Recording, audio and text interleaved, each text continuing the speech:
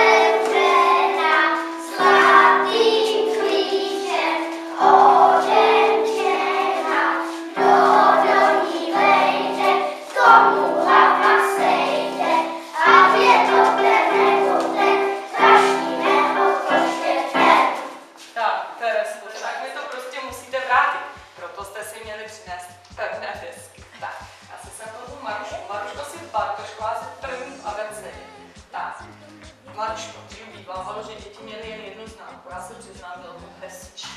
Těch známek máte hodně, to celá. Jo, takže co se vnímá na jazyku tady vpředu, jaká? Tak, Marinko, no, chceš a abecedě. Tak, já bych ti taky chtěla pogratulovat, dej mi pravou ručičku, nebych se nám měl snažit. Taky máš ode mě všechny samé jedničky, se ručička moc šikovná, dáváš pozor, hezky čteš a hezky maluješ. Jo? To, jak jsem říkala Marušce, létničky taky nám jdou, ale občas si zapomeneš, tak si to hlídej a na sportovkách krásně tancuješ. Jo? Na aerobiku. Tak, a dostaneš asi jiné vzátko. Jo, ještě možná uprka. Tak. Ubereš to? Jo, děkuji ti moc, to jsme udělali velkou radost. Děkuji. Třetí je tam Berti. Pojď Bertiku za mnou. Tak. Berťo, já ti taky pogratuluju těm jedničkám. Jsou pěkné, naučil se z toho hodně. Malinko bych ti ještě řekla rychle. Nasaď trošku lepší benzín do toho autíčka, aby to lepší jelo, jo? Aby to vždycky stihnul. Jo? Nemusí to pak dělat dolů. Máš samé jedničky. Tak, Adélko, velký kus práce za tebou je. Píšeš pěkně. Malinko, potřebujeme dotáhnout 4, ale skládání nám taky jde. Máš tam ode mě taky samé jednušky. Gratuluju ti k těm jedničkám od zhora dolů, doufám, že tam potrčíš a že tu pusinku s Marinkou můžeme tady zařadit. Jo? Tak, ledničky taky pěkně jdou, tak doufám, že příští rok v kostele už tam budete hrát s námi. Tak, máte pojď, chceš lezat?